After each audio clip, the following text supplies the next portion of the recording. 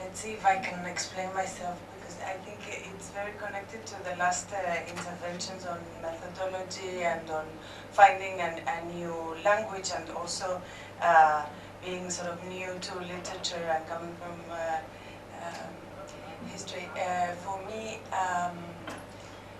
during my dissertation, trying to really do this beautiful thing that Deepa Chakrabarty suggested that we do, that is to provincialize Europe, I have found that the most productive way of doing it is by historicizing Europe and defetishizing it, and not falling into the trap of what Europe, which doesn't exist as such, tells us that is doing, or that is able of doing, or that it represents, that it embodies, etc. So I have sometimes had the impression that we are taking this European colonialism in these three regions, that we are taking Europe for granted, or that we are treating it a little bit as, you know, as historically, and falling a little bit into the colonial trap of saying, yeah, because they, you know, following on Karima, on Kilitos, Europe achieved to impose the novel. I don't know, I wouldn't say that it's so powerful, and I think to really provincialize it, we really needn't endow it with so much power. So this is just to like connect a little bit, because I was also wondering that maybe methodologically this might be one way of trying to see if we are all approaching also the colonizers in a similar way. I also wanted to kind of talk about subjectivities as a writer. I'm myself a writer, so when you're actually in the act of writing, writing a poem or you're writing fiction, my experience and my own interaction with other writers, the experience of writing itself transcends these larger categories within which we are doing some kind of searches like this. So the subjectivity of the writer at that particular moment of writing is very much within that text, you know. So then there was this discussion about history as an entry point and literature as an entry point, and how different they are, and whether it is more beneficial to enter through history or to enter through literature. Then I think there is a clear distinction, especially when it comes to literary texts, like a poem or a fiction, novel or something. And when you, even as we understand that there have to be various different entry points, and a forum like this must bring all of them together in order to see the distinctions and similarities or whatever. But unless we do a more nuanced inquiry about that gateway, I don't know, we will again fall into the trap of universalizing certain things, and you know, we will not perhaps arrive at, I don't know, real revelations. I mean, perception of the world, and I think it might be interesting actually to think about genre more as an adjective or even a verb rather than a noun. Because, you know, for instance, I know when I was talking, I said these texts have a polemical energy, but I wouldn't say they're all polemics. Because what genre does Shinde belong to? Do we see her as a literary critic? Or do we see that as a journalistic and political intervention into a current situation? You know, it's very hard. Actually, she can't fit her into a genre. And if you do so, you're privileging one form over another already. So it might mean looking with new eyes at things we know.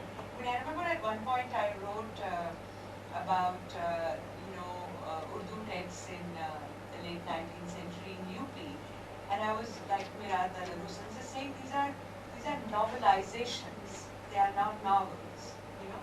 So in some sense, it sort of shows a process, of genres which are either being undone or newly formed or going in another direction, rather than, fixing them in the way that we have, say, Moretti's idea of a novel.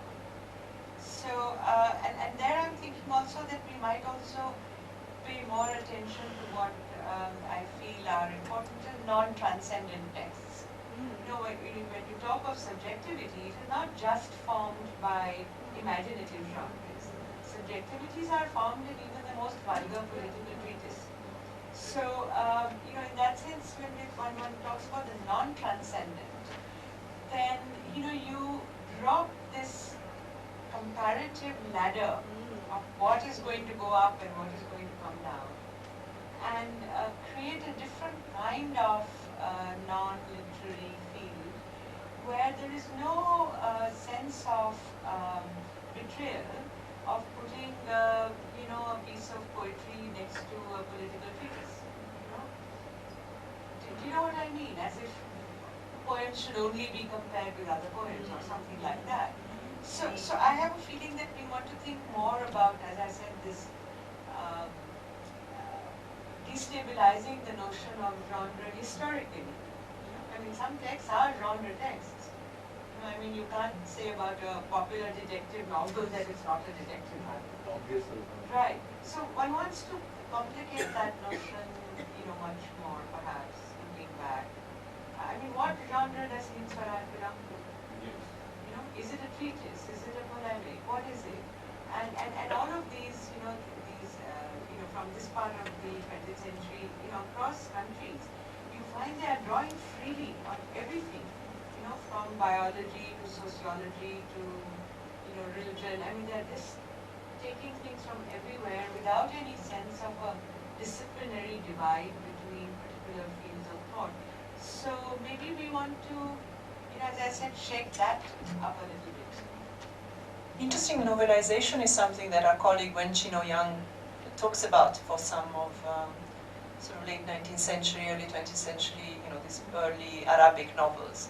She also says that there's a novelization of something that earlier would have been maybe a travelogue and now is told more like a novel. I remember discussing Miranda Larousse form of novelization along with Riddhi Ratnakar and other 1870s texts from UP.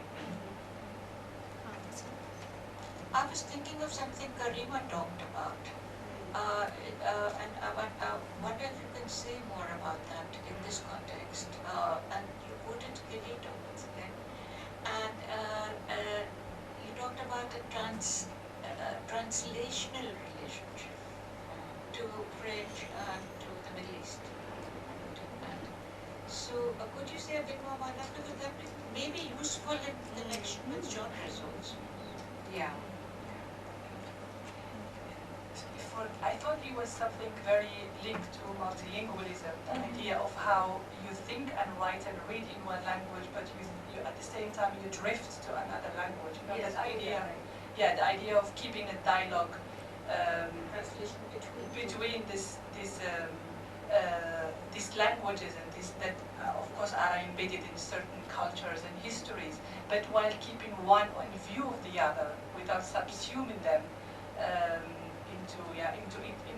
into lower or higher categories. So it says it's like just keeping one in view. So that kind of relationship that involved that the author, the writer, the intellectual is always a comparatist and a translator. I think that's what really make the Maghreb quite potentially, as a multilingual context, quite powerful. That idea of the intellectual always comparing, translating, putting one in view of the other, which comes from multilingualism and being exposed to various languages that kind of enrich that notion. Does that?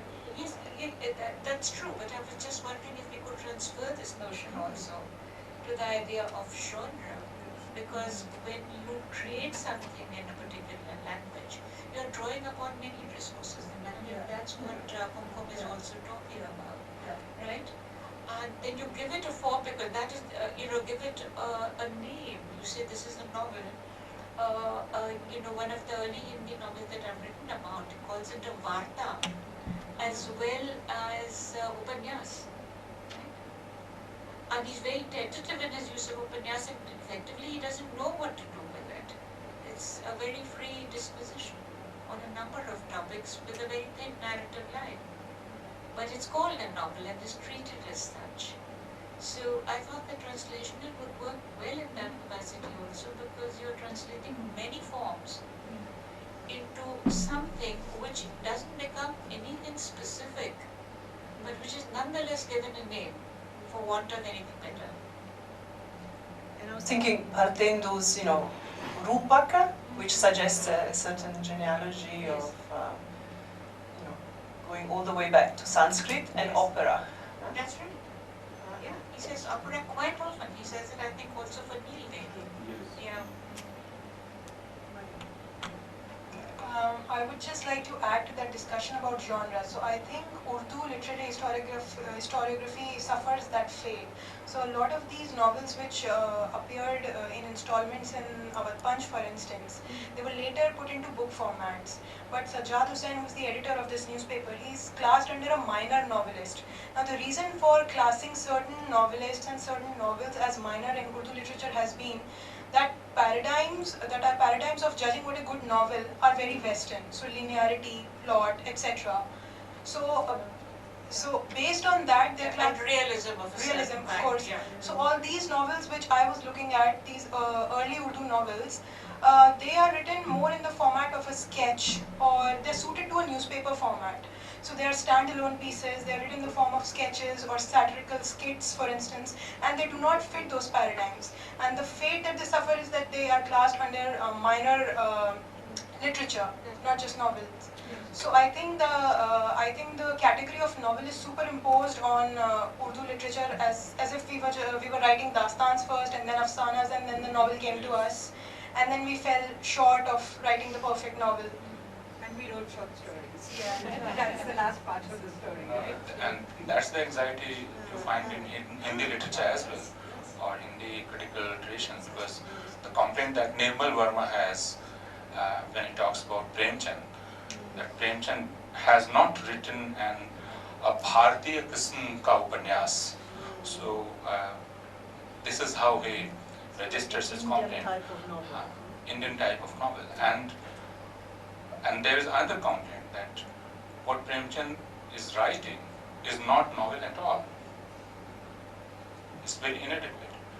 So he is. Perhaps it isn't. No. That I'm only talking about the anxieties that Hindi critical tradition suffers from.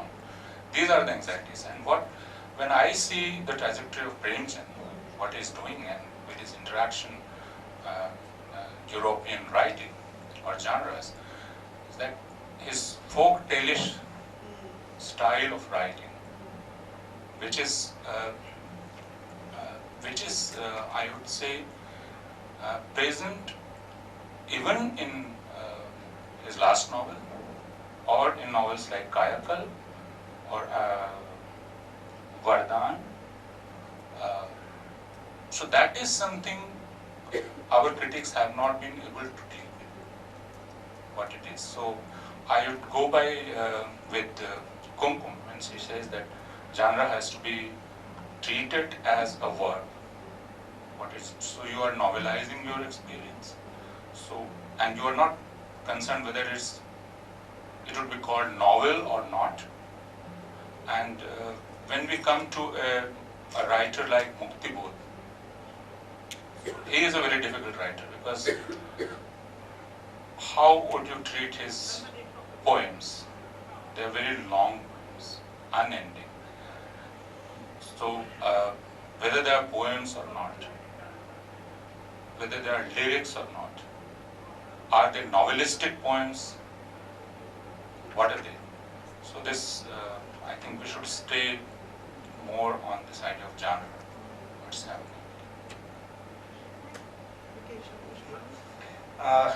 ये मैं अपूर sir जो कह रहे हैं, तो इसमें रामचंद्र शुक्ल की एक बात याद दिलाना चाहता हूँ मैं। जब वो परीक्षा गुरु के बारे में लिखते हैं कि ये अंग्रेजी ढंग का नॉवेल है, तो यहाँ पे ठहर कर सोचना चाहिए कि क्या उनके दिमाग में कोई भारतीय ढंग का भी नॉवेल था, क्योंकि अगर वो लिख रहे हैं कि अंग्रेजी ढंग का नॉवेल है परीक्षा को, तो भारतीय ढंग का नॉवेल क्या होगा? क्योंकि उसी समय जैसे ठाकुर जगन मोहन सिंह का उपन्यास है श्यामा स्वप्न, वो बिल्कुल अलग है, वो परीक्षा गुरु की तरह नहीं है। या फिर बहुत पतला सा उपन्यास है बालकृष्ण भट्ट का नूतन ब्रह्मचारी, जिसके बारे में लिखा उन्होंने कि एक सहृदय के हृदय का विकास, उनका प्रसिद्ध निबंध है, और साहित्य को मानते थे कि साहित्य जन समूह के हृदय का विकास है। तो नूतन ब्रह्मचारी के नीचे ब्रैकेट में उन्होंने लिखा कि एक सहृदय के हृदय का विकास, तो यह भी एक बात है। दूसरा यह है जो हम लोग विधि की बात कर रहे थे, तो निश्चित रूप से हम ऐतिहासिक परिश्रम से या आग्रह से हम समझना चाहते हैं, लेकिन मुझे लगता है कि साहित्य की ये जटिलता भी है और शायद खूबसूरती भी है कि वो एक समय में काम करता नहीं है। अगर इसको थोड़ा सा सैद्धांतिक रूप दिया जाए तो हम कह सकते हैं कि साहित्य कम से कम 3 या 4 समय में एक साथ चलता है। जैसे मान लीजिए कि अभी हम प्रेमचंद के गोदान को पढ़ना चाहते हैं, तो पहला समय तो वही हुआ जो प्रेमचंद का समय है 1880 से 1936, दूसरा समय है जब गोदान लिखा गया, और तीसरा समय है 2017 जिसमें हम उसको पढ़ रहे हैं या विचार कर रहे हैं। और फिर इसके दौरान गोदान पढ़ने की एक अपनी ऐतिहासिकता विकसित हो गई है, तो इस ऐतिहासिकता को भी थोड़ा फिर से विचार करने की जरूरत है कि हम जो ऐतिहासिकता का बहुत आग्रह कर रहे हैं वो कितना हमें सहायक सिद्ध होगा, क्योंकि साहित्य एक साथ एक समय में रहने के साथ आज भी काम कर रहा है वो, तो फिर उसको हम कैसे देखें? शुक्रिया। So Yogesh, on the question of genre, he's reminding of the most influential critic of Hindi, historian of Hindi literature, who says of Premchand, this novelist that Vasudha talked about, that he was writing an English kind of novel, and Yogesh is saying, well, what did he have in his mind, an Indian kind of novel? And I would say, well, isn't it that, again, he thinks of the novel as something English, and so inherently English. And then the second point he was making, and there are other novels which are quite, at the same time, which are quite different.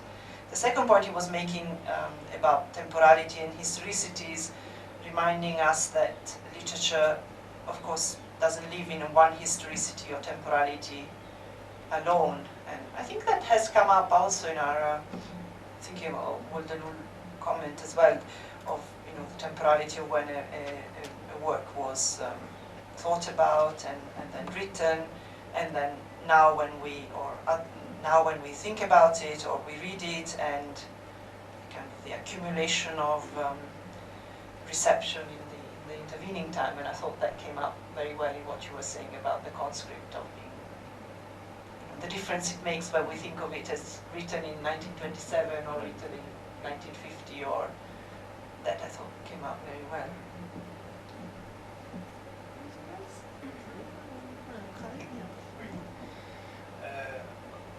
Peut-être par rapport à la question de l'État-nation, qui est une question héritée de l'époque coloniale, est-ce qu'il ne serait pas intéressant de voir comment les textes littéraires opèrent une réénonciation de la nation, c'est-à-dire comment les textes littéraires produisent leur propre nation, parce qu'au fait, la littérature, et là, il y a une politique de la littérature dans le sens où une œuvre est peuplée de personnages, une œuvre redistribue les espaces, une œuvre redistribue la hiérarchie des personnages, et comment cette littérature produite dans des contextes coloniaux arrive ou n'arrive pas à produire une énonciation sur la nation elle-même à partir justement de la redistribution des rôles, de la redistribution des personnages, de quel type d'hiérarchie elle établit à l'intérieur de son propre espace entre les personnages. Peut-être, je vais juste le redire peut-être simplement, comment cet héritage de l'État-nation est réénoncé, c'est-à-dire énoncé de manière nouvelle dans la littérature du contexte colonial. Ça, c'est la première question. Deuxième question, oui. So Khaled is saying how the concept of the nation or nation state, which is inherited from colonialism, how is it either reproduced or challenged through literature and literary texts, and whether they kind of denounce it or reproduce it. Seulement dans le contexte colonial ou bien le contexte post-colonial? Post-colonial, surtout. Yeah. Parce que tu as dit le colonial, c'est pour cela. C'est l'héritage colonial de re-enunciation. D'accord. So it's how it's pursued, either challenged or reproduced in the post-colonial context. In the way, if I can, in the way he was saying, is it in the way text kind of distributes or creates its own arrangement of spaces, distribution of narrating functions, and hierarchy of characters. Huh? Yeah. But why do you say I mean, are you interested only in the nation state, or the way in which maybe literary texts create? Oui, sur la création même des formes, c'est la deuxième partie.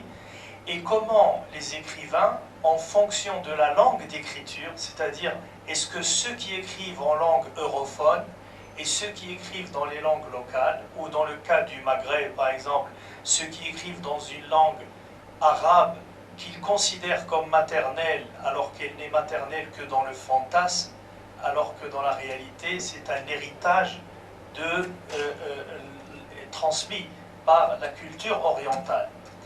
C'est-à-dire, est-ce qu'on énonce, est-ce que l'énonciation dans les textes écrits en arabe, les textes écrits dans les langues européennes, les textes écrits dans les langues locales, est-ce que l'énonciation se fait de la même manière? Est-ce que la distribution des espaces se fait de la même manière?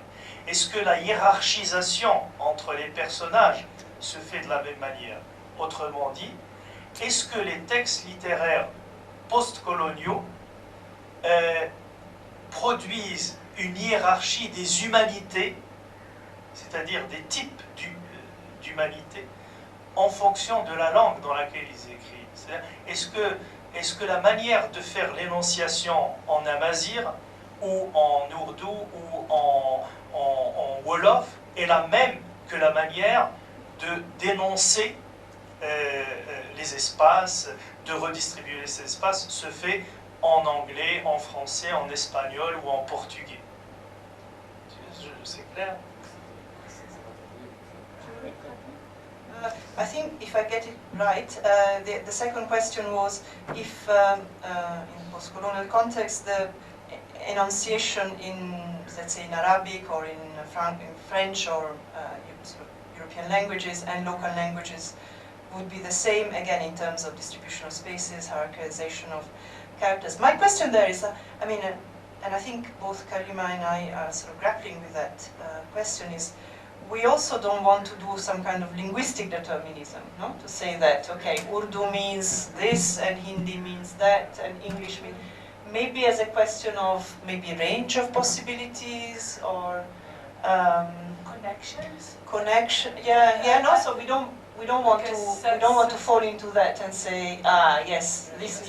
Je crois que that's also quite problematic because the early Moroccan novel in French and Arabic had a particular, I mean, that anti-colonial moment is different from what happened after that, continuities and discontinuities in terms of the perception of the nation itself. So I think it's quite a, what we're trying to do is to go beyond that polarization and to see where they connect or not connect. Non, pas de polarisation. Quand je pense, pas de polarisation, pas de déterminisme. C'est pas dans ce sens que je pense, parce que sinon ça sert à rien. Si on va réfléchir. Mais pourquoi alors tu fais la liaison entre le langage et l'annonciation de l'État-nation? Parce que c'est ça le problème. Pas que l'État-nation, j'ai dit les espaces, les personnages. Mais à travers l'État-nation, c'est ça ce que tu as dit, n'est-ce pas? Entre autres aussi, parce qu'au début, c'était... pas. It becomes a dialogue between Ah. the two of you. Juste pour que ce soit clair, quand j'ai dit les langues locales, j'ai réfléchi par rapport au contexte de production littéraire. Ce sont des littératures produites dans un contexte plurilingue. Nécessairement, l'écrivain qui écrit en ourdou, ou qui écrit en amazigh, ou qui écrit en arabe, ou en français, il est travaillé, son imaginaire est travaillé par les autres langues. C'est-à-dire que l'écrivain en contexte postcolonial écrit en langue au pluriel, même s'il écrit dans sa langue maternelle. C'est ça que je veux dire. C'est-à-dire comment l'influence du contexte plurilingue construit une énonciation peut-être qui donne une originalité aux œuvres. Comment, tout en écrivant dans une langue, on est influencé par les autres langues qui nous entourent et parfois de manière uniquement auditive et nécessairement on est influencé par le contexte plurilingue. Comment dans un contexte plurilingue l'écrivain produit, énonce par exemple effectivement la nation qui est une nation plurilingue aussi. Comment est-ce qu'il l'énonce à partir du contexte plurilingue? Quelle est l'influence du contexte plurilingue, même quand on écrit dans une seule langue? Je ne sais pas si... Oui, c'est ça le but de notre projet, Voilà. c'est ça ce qu'on peut faire. Mais la première question était différente de ce que tu as dit. Oui, oui, oui. So, can I just say what Khalid is saying at the moment is that he thinks that in multilingual context, the authors, when they write in a particular language, they necessarily invoke other languages. For example, if you write in Urdu, you necessarily, in a sense, if you are in North India, you think in terms of Hindi or relationship to Hindi or other local languages. And the same in the Maghreb, in a multilingual context, if you write in French or in Arabic, you're necessarily thinking about other languages, either they are Tamazight or in a sense Spanish, or so it is that kind of connections that are very particular to multilingual context. C'est ça ce que tu veux dire? C'est ça? Oui? Oui, oui. On peut, je ne sais pas, parce que c'est un peu, c'est vrai que c'est pas très simple à définir ces choses-là, mais moi je pars de l'idée que la littérature fait de la politique à sa manière, en redistribuant les places, en hiérarchisant les espaces. La notion d'hiérarchie, par exemple, bon, je dois prendre des exemples concrets du Maghreb. Par exemple, dans la littérature postcoloniale, sur la question du genre, sur le gender, sur la question du genre. Vous avez au Maghreb des romans dans lesquels le personnage, il est indéterminé sexuellement dans son sexe. Par exemple, il y a un auteur algérien qui s'appelle Assima Feriel, qui a écrit Roulam ou le sexe des anges. Dans ce texte, le personnage principal, qui est au fond socialement marginalisé, devient le personnage qui porte la parole de la société. Il est indéterminé sexuellement, donc l'identité est indéterminée. Et c'est là où pour moi ce personnage est une métaphore de la nation algérienne aussi, dans laquelle il y a une multiplicité d'identités. Il est à la fois masculin, féminin, il est décrit comme masculin, féminin, mais aussi comme intergenre, et il parle de la nation algérienne dans sa complexité identitaire. Donc, l'auteur écrit autrement la nation, pas de manière directe par les outils de l'histoire, mais par les outils de l'appartenance au genre. C'est une réénonciation. C'est un peu... j'ai pris cet exemple concret pour dire qu'on n'est pas obligé de parler de l'histoire directement pour voir comment une nation est construite. Elle peut être construite de manière oblique, métaphorique, par la manière dont les personnages sont distribués dans l'espace de la narration.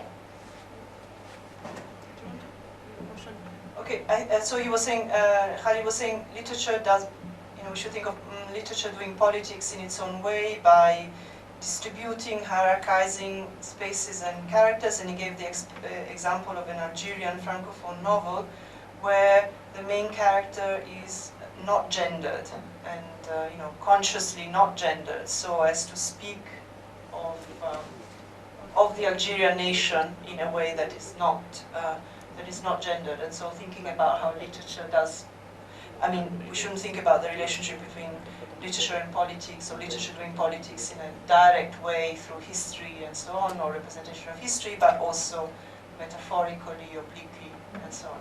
Yeah. Yeah. The author constructed a new conception of the nation, oblique, à travers l'indétermination identitaire des personnes. So the undetermined identity or indeterminacy of the character was his way of, or her way of talking obliquely about the nation. Sarah, please. Sarah wants to say something very confused. Sorry. I'm also probably a very bad contributor to this discussion because I'm still stuck at the beginning of the conversation where we mentioned the idea of a post-colonial theory and we asked about colonial modernity, whether we have to scrap this idea of colonial modernity or it's something that we need to uphold or is still a viable term for us. And the difficulty is that we're talking about phenomena that were transnational by definition, and thank you, Kumkum, for also mentioning capitalism in this discussion as something that wasn't really mentioned, but something that really underpins all of the cultural production of the period and how cultural production changes in this period with the commodification of cultural products and so on.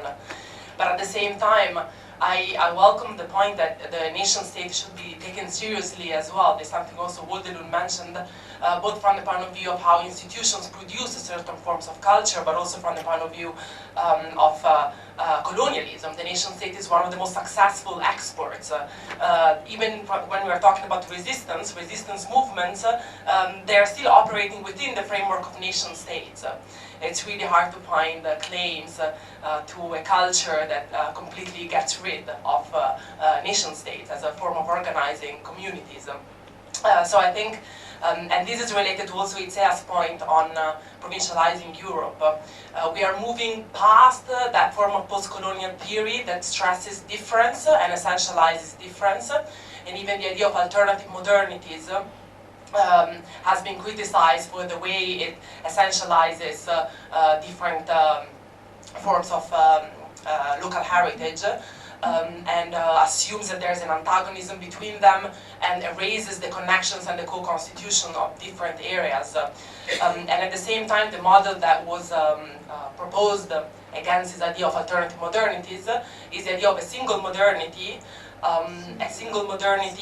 and that is also the Marxist model, to go back to also Kumkum's point on Marxism.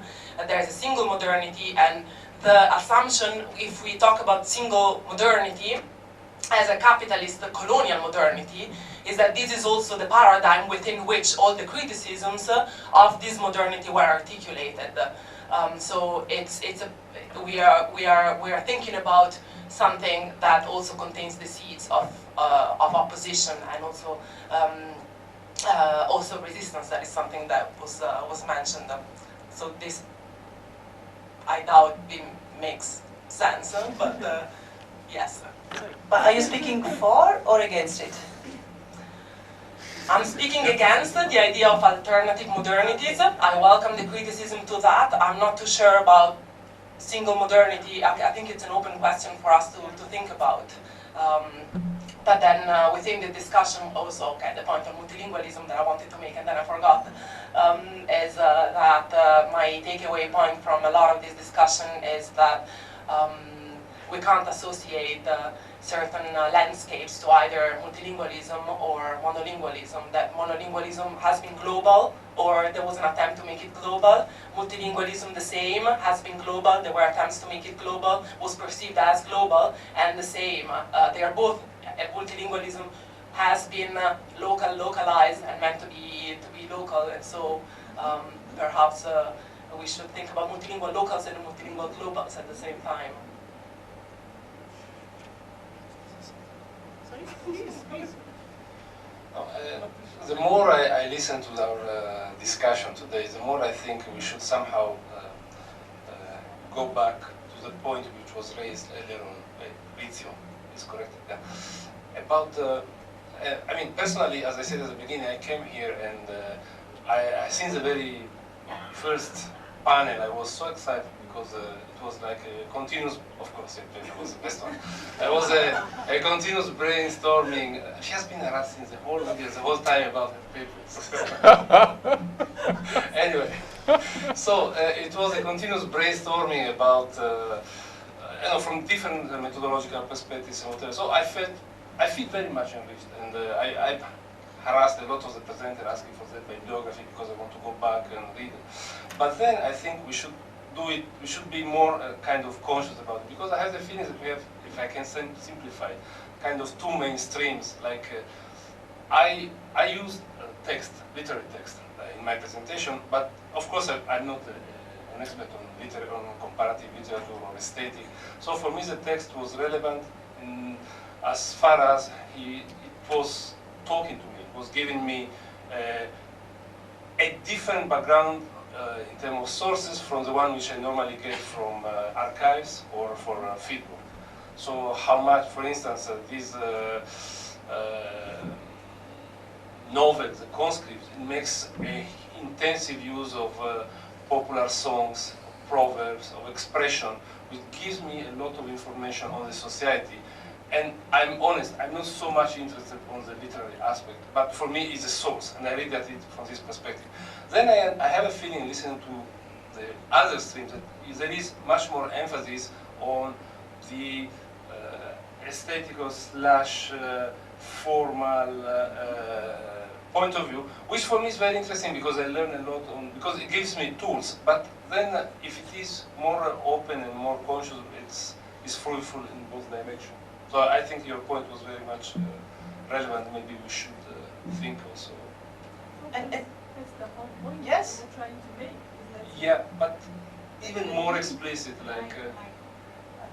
so, Yeah, this is very brief. I just thought that was the whole point, that the two are very much interlinked, and Yeah, that's what we want to explore. I mean, we don't want to see text as historical documents, but we also don't want to make them ahistorical. So that's the whole point. and to be honest, so the previous project that I ran, which was also a kind of literary history and so on, rethinking and so on, the only workshop that I think didn't really take us anywhere very new was the one that had only people from one discipline. So I think that having the much different disciplinary takes is really key. So again, not to produce one single methodology or one single approach, but to really come to the same text, to the same question, to the with different eyes. So I think that's very much at the So without wanting to say, oh, you're not being historical enough or you're not being formal enough, that's absolutely not the point. Francesca, can I just add to this, which from listening to all this after I raised this question, I also think that while we're thinking about methodology, if we can embed the researcher's choice, which is and also that choice some way aligned with the choice of the text, or the creator of that text, etc. It might be difficult because it's across time and space, but still, if there's a directional kind of attempt towards that and bring choice into the middle of this. I'm also saying this because I think I was also wondering while we were discussing this about the future of the project, as a project, as any university or institutional project. When most of the time, this is actually a very different exercise. You rarely find this kind of an intensive kind of engagement. I have almost stopped going to any kind of conferences because of that kind of futility where you experience in the middle of that. But this has been very different. But if you also bring in that question of institutional project and its future, or where it is going in terms of choices, and if it is apparent to everybody who is present, then it is more perhaps, for instance, at the moment, when we are looking at this project, you might have a larger directional goal, but many of us who will be present within this space may not really know about it. I'm not saying that you should put a particular direction and say that, oh, this is my direction, all of you should. It can be an open thing, but still, if it is brought into the methodological frame and say that, see, we are thinking about this, about choice from the researcher's point of view and even the textual point of view, and the direction of the choices which might be made. So, I mean, very, very briefly, where this project is coming from is an attempt to intervene in a kind of current theorizations of world literature. So, in a way, for us, it's a good time because it's not yet solidified so strongly. But the current theorizations have all tended to be either very systemic, like, world literature is Moretti, Casanova, starting from, the one global, now we are one globe, so we can have what we can have. There is one system of world literature, and here I am describing it to you. Partly as a kind of response to the question of course, world literature cannot be the sum of all texts, so we have to, so then it's unmanageable, so then one model becomes a way of managing the complexity and the proliferation. And it's very much a kind of deprovincializing Europe, because all these models, strangely enough, seem to reproduce a view of world literature that is very assimilationist, that is very diffusionist, that is very built on a single temporality, single map, and so on. So I think at the moment, I suppose where we are coming at this stage is trying to go from a reactive, so we don't want that. We don't want these two, okay, what the alternatives can be and what alternative methodologies and ways of comparison can be, strategically from our position that we are not comparing Europe with one non-European.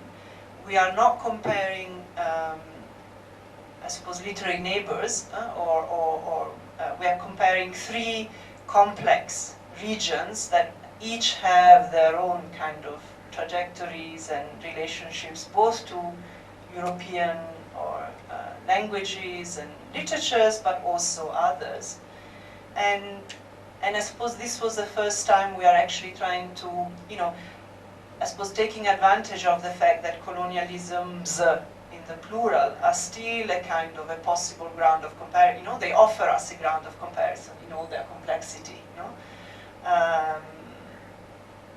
So trying to, however, without simplifying, without wanting to then create one model of, literature under colonialism, genre under colonialism, idea of literature under colonialism, colonial experience. No, we want to maintain the complexity. In fact, and say there are underlying, already existing histories and complexities, hierarchies, multilingualisms, and colonialism comes in and reshuffles and introduces new, but so we want to see that. So see those, and at the same time not just say, oh, it's very complex, but sort of try to untangle or maybe, again, use the idea of constellation, what are possible constellations that we came up with, and I think we've come up with some. I mean, I think it's been quite productive in that sense. So sorry for not saying it at the start. Maybe we should have said it again at the start. we are learning. We are learning as we go along. I just want to respond to what, coming back to the discussion we were having, Francesca, I want to just return to what Sarah is saying. I think, and what Alok has been saying, and which is an undercurrent throughout. I mean, I think that, you know, when one wants to think about modernity, obviously none of us is comfortable, including me, with the idea of alternative modernities. But then we do acknowledge, at least, that, you know, capitalism is universal in its structure, but not in its historical forms. That it never exactly replicates itself. I mean, from even Britain to France, or to Germany, leave alone to Africa or Asia. So if we think about it like that, and we think that we are therefore always interested in what pre-exists it, and you know, what are the political and other mediations, what speaking from a place means, and so on and so forth.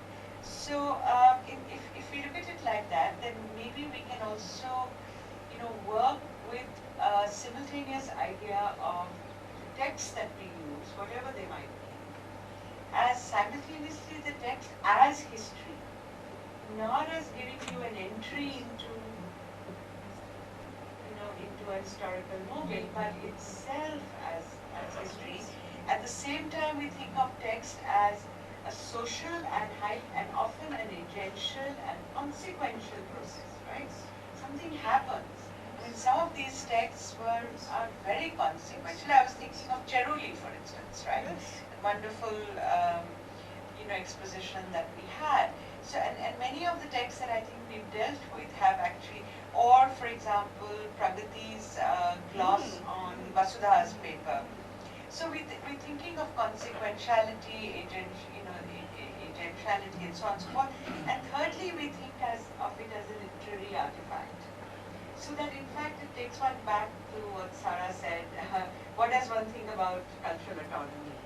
You know, obviously cultural autonomy works differentially according to the way the text is positioned. So it's not fully determined, but it's not fully self-determining either. Great. Are we done?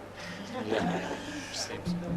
So now, it's very funny, after Mariam's presentation, I feel every time I say thanks, I will think Angrezi, Angrezi Zaban ka papa.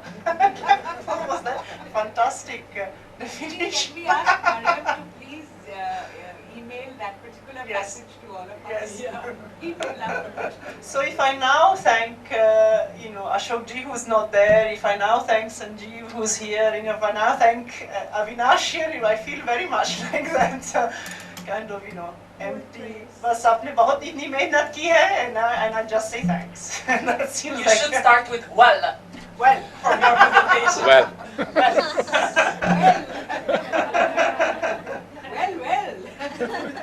Sorry, yes, and of course, thanks to Apurvana. But now, as I say thanks, I'm feeling like I'm, you know, I'm giving a very, very poor English man's sort of word to a lot of effort. And I also want to thank a friend who has been in the operating room, who's been again so helpful. Just practically, I think so. If anybody wants to come for a walk in Lodi Garden now. Yeah? We have a different life. Sorry, we have it. I know. Some want to go shopping, and someone may want to instead come and have a look at some. Capitalism is well and alive. Yes. It's dead. And So before you disperse, so on behalf of Raza Foundation, I would like to say shukriya to and receive them thanks. Yeah, so thank you very much, all of you. And I think this process will continue, and some of us will meet in Addis Ababa and somewhere else. So this comparison as the relation continue, and you're welcome to enjoy Lodi Garden or capitalism. As exemplified in Khan Market. Oh, yes. So Khan Market, as I warned you, is not the best place to go. So you have to go to Janpat. You see how we have provincialized capitalism. Yeah. No, but and also for the group, so we are meeting. We are meeting at 8 at Indian Women's Press Corps. Since Francesca is a Delhi wali, so she knows this is 5 Windsor Place.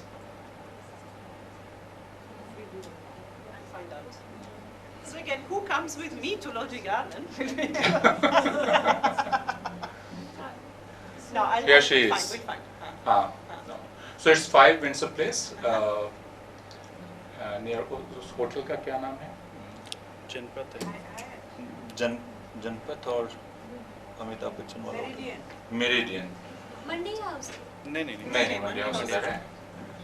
ये जो round about है meridian और इधर जनपद, उसके बीच में है 5 number. So we are meeting there at 8. So, particularly with sort of Shiferao and Khalid to think about the next workshops, no? Shiferao and... meridian वाला गुलचक्कर, मेरिडियन के सामने ही गुलचक्कर पे ही कॉर्नर पे। Okay, thank you everybody.